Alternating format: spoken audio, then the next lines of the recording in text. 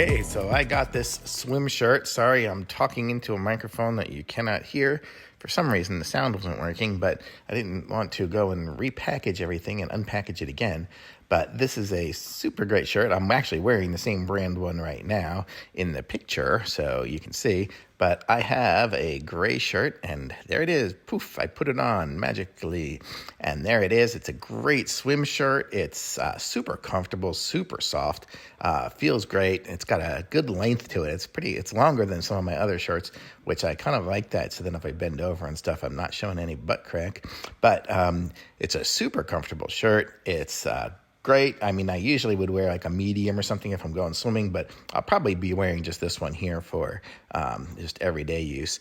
And for, just sake, I'm 180 pounds and about 5'10", so you can get kind of an idea of how it will fit somebody that size. So probably a large, maybe a medium would fit somebody that size.